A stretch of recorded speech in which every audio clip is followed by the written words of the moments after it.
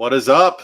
And welcome in. It's another edition of Post Loons late night here on a Wednesday as we are breaking down an unfortunate 3-0 loss for Minnesota United in Sandy, Utah at Rio Tinto Stadium against Real Salt Lake.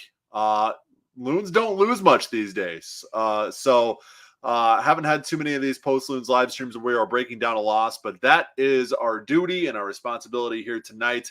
We were doing so at 11:08 p.m. on a school night. So if you're staying up late with us, we very much appreciate that. As you're trickling into the stream, please go ahead and leave those thoughts, questions, comments. I will get to those.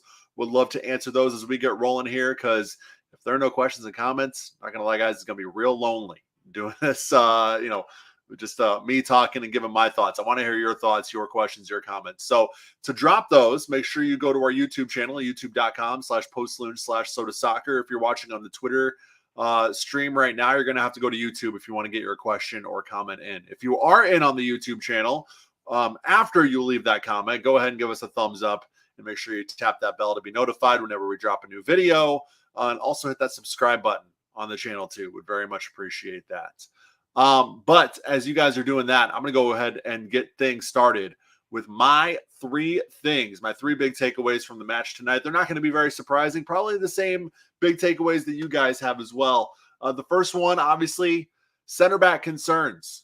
Adrian Heath said earlier this week after, confirming that Bakayi Dabasi was out for the rest of the season with that ruptured quadricep tendon, which sounds just like the worst injury ever. I cannot imagine what that is even like to go through. So all the best to Dabasi. And Heath also said that he would be out the early part of next season as well with this. So obviously a pretty significant injury, and hopefully he comes back stronger and is able to go through the whole rehab process and surgery and all that without any issues. But after that, Heath did say that despite there still being a few days before the roster freeze and having an opportunity to bring in potentially a replacement for Dabasi, that Brett Coleman's going to be the guy. And he's been quoted numerous times saying, quote, "We're going to go with what we've got along the back and not bring any new pieces." He echoed that sentiment in the post-game press conference tonight. So it will be Brett Coleman being the guy moving forward to fill that center back slot for Dabasi.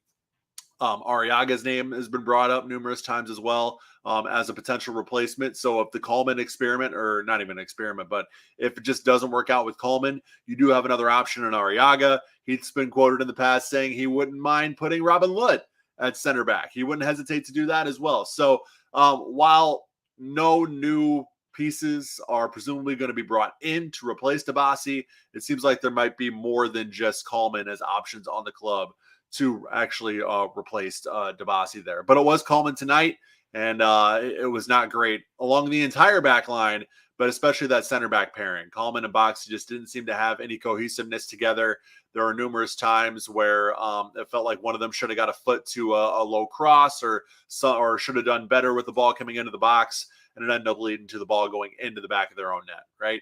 So it wasn't the greatest defensive performance. And we've seen a few of these defensive performances, even with a full strength back line, that have been pretty concerning, pretty eye-opening, giving up 4 goals, 2 straight matches to Portland and Colorado.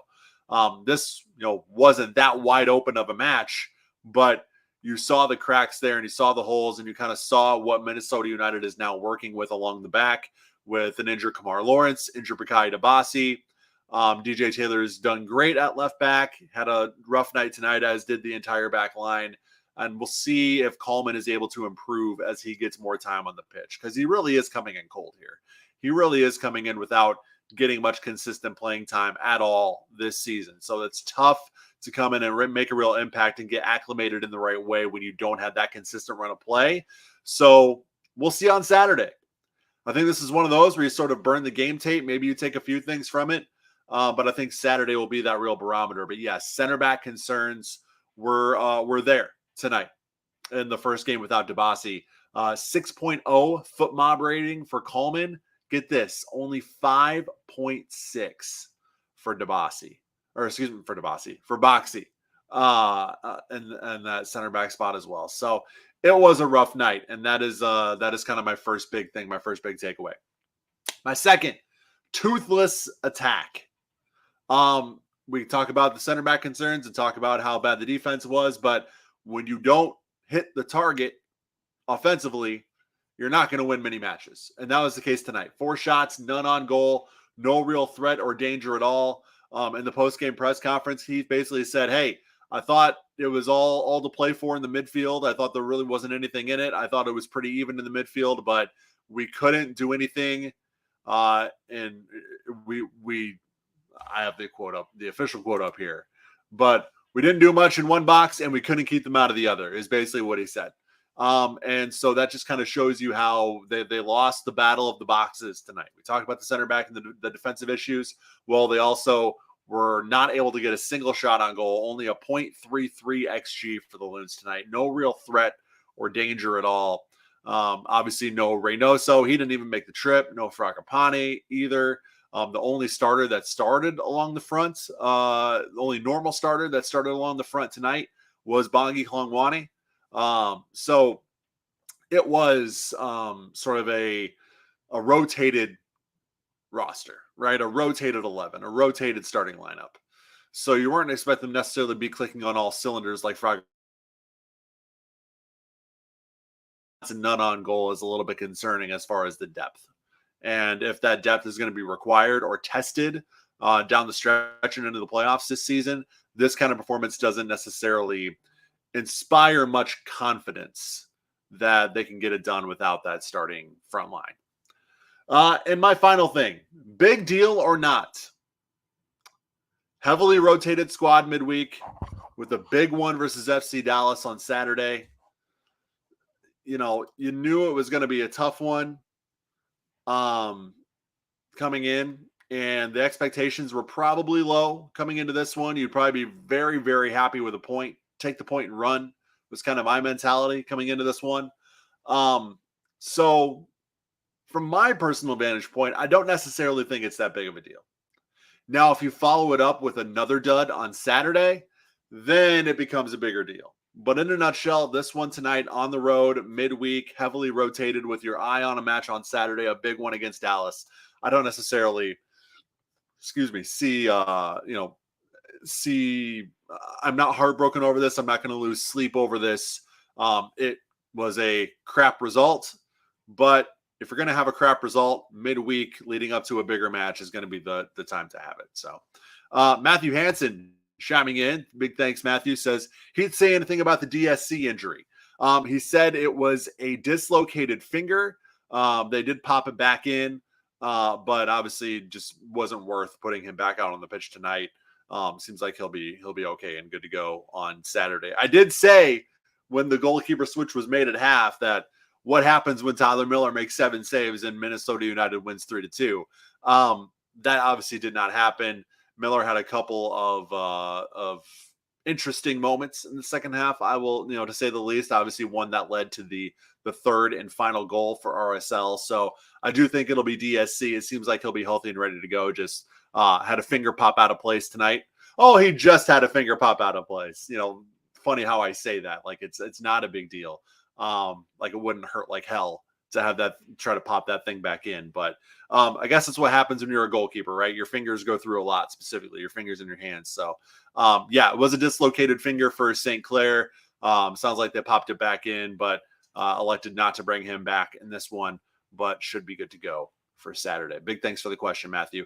If you, like Matthew, have any questions, thoughts, comments on the match tonight, drop those into the chat. And while you're doing that, I'm going to go ahead and shout out our friends over at Pence Homes. PENTZ homes.com is where you can find Pence Homes.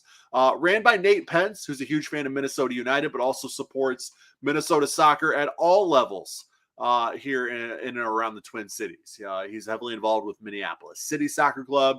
He's heavily involved with Minnesota Aurora as well, and obviously a huge Minnesota United supporter. So if that kind of aligns with your values as well, I would highly suggest checking out Nate Pence and Pence Homes. But even if you're tuning in and you're kind of a casual and you're not necessarily as in to the soccer scene as people like I am or Nate is, that's okay too, because Nate, in addition to being a huge supporter of soccer, is a damn good realtor and runs a damn good realty business. So if you are buying or selling in or around St. Paul or Minneapolis, or you know someone who's buying or selling in or around St. Paul and Minneapolis and could use a damn good realtor, make sure that you recommend or hit up Pentz Homes. It's pentzhomes.com. You can see the web URL right there.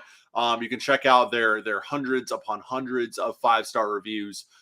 Just people talking about their experience with Nate and Pentz Homes and how great it is. Nate's a super chill guy. He's going to take a lot of that stress out of the home selling and buying process. Nobody on the face of this planet can take all of the stress out of that process. As somebody who just bought a home and sold a townhome a year and a half ago, I can tell you that for a fact. But the best realtors are the ones who alleviate as much of that as humanly possible and just make things overall easier for you. Nate is one of those guys, and Pentz Homes is one of those places. So make sure that if you are, or you know somebody who is kind of in that process of selling or buying, that you contact Pentz Homes, pentzhomes.com. Or if I have sold you here, you can go ahead and contact Nate directly via email, Nate, N-A-T-E, at pentzhomes.com. Cannot thank our friends over at Pentz Homes enough for sponsoring the Loons post-game show and everything we're doing over at sotasoccer.com. Feel free to keep getting those questions, those thoughts, those comments in. We're going to go through the match moments. Not too many of these, to be honest. Again, aside from the goals, it was kind of a dud match. The first goal did come in the 7th minute, though. It's Sergio Cordova off a cross deflected by Coleman. Finds a way to split 3 Loons defenders and bury the opener inside the box. So this ball is crossed in. Coleman gets ahead to it, but it goes straight up and kind of back. And it gets to the foot of Cordova. Boxy's there. Benitez is there. Coleman is there. It seems like it's 1-on-3. And somehow Cordova is able to get the space necessary to bury the shot. And that's where kind of those back line and center back concerns really began early on. 23rd, RSL doubles the lead via a big touch and low ball across the goal mouth from Herrera. Coleman doesn't get to it. Somehow Boxy doesn't get to it either. And Savarino connects at the far post to make it 2-0. 36th, RSL once again has numbers forward on the counter, but Herrera's cross is too high for a wide open Savarino. Loons were fortunate there not to concede again. And it was 3 subs at halftime for Adrian Heath. Miller for St. Clair, who was favoring his hand earlier in the first half. Obviously, we found out in the post-game press conference that it was just a dislocated finger. Pop back in. St. Clair will be good to go on Saturday. O'Neal Fisher was on for Alan Benitez and Robin Lud for Abu Dunladi. Another sub came in the 61st minute. We got to see Luis Amaria, the number 9, on for Mender Garcia, but with real no connectivity to the midfield.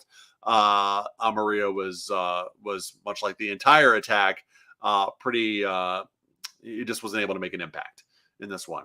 Loons did get a chance in the 66th. Rosales tries his luck from outside the top of the 18.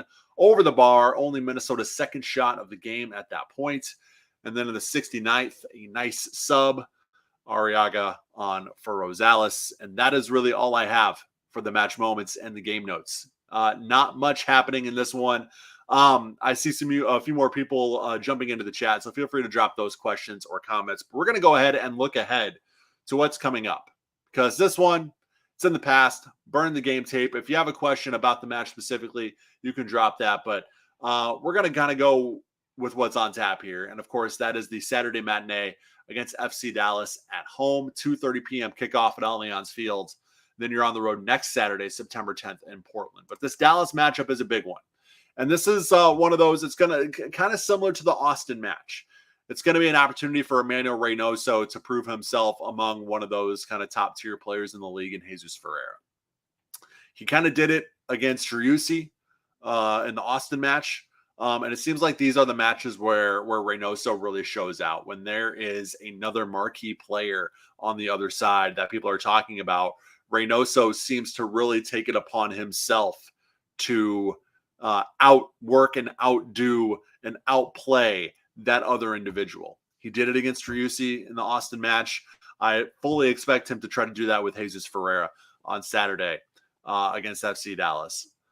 Ferreira, the last time the Loons played FC Dallas, which was on the road, which is a road win for the Loons, was rendered pretty much useless in that match. I don't believe any shots on goal for Jesus Ferrer in that last one. So obviously they're going to have to keep him in check, but another opportunity for Reynoso to sort of to outplay another MVP candidate and continue to solidify his own MVP candidacy. And if he can do that, as he goes, Minnesota United goes, I fully expect Minnesota to have a good opportunity in that one. But it's going to be a big measuring stick, number 3 versus number 4 in the Western Conference. So again, that's 2:30 on Saturday. I will be in the press box at Allianz Field doing a post Loons from the press box at Allianz Field after that one as well.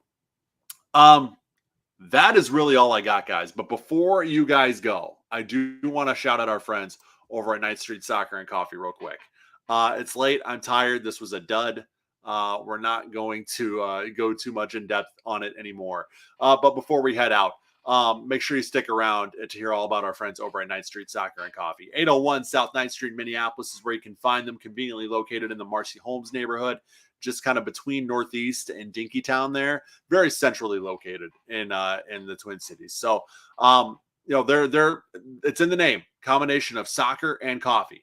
They have a pitch where you can play indoor soccer. They have pickup pretty much every night of the week, 5 nights a week, I believe they have pickup. You can go enjoy some coffee in the coffee shop, watch soccer on the TV, and also enjoy some nice beer as well from Udapills, Castle Danger. Just a great place to go if you're a fan of soccer or a player of soccer in or around the Twin Cities. This is that Twin Cities soccer hub. They were heavily involved in the community initiatives going on during MLS All-Star Week as well, hosting a couple things. So they're involved in the Twin Cities soccer community. And if you love the Twin Cities soccer community as well as we do here at Sota Soccer, make sure you're checking out our friends over at 9th Street Soccer and Coffee. 801 South 9th Street, Minneapolis is where you can find them.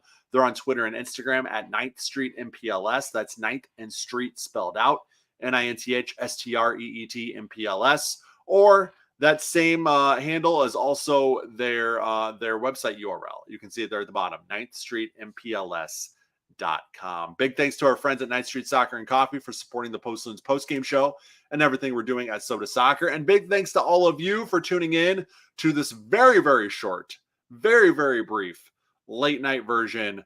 Again, it's a 3-0 final. RSL getting the better of Minnesota United in a midweek rotation heavy game. But we're looking ahead to Saturday, and we'll have a much more extensive, much more full episode of Post Loons following that one against FC Dallas. It's been real, guys. Thank you so much. Have a good night. Get some sleep. Get some rest, especially heading into Saturday. And we will talk then after the Dallas match. See you guys.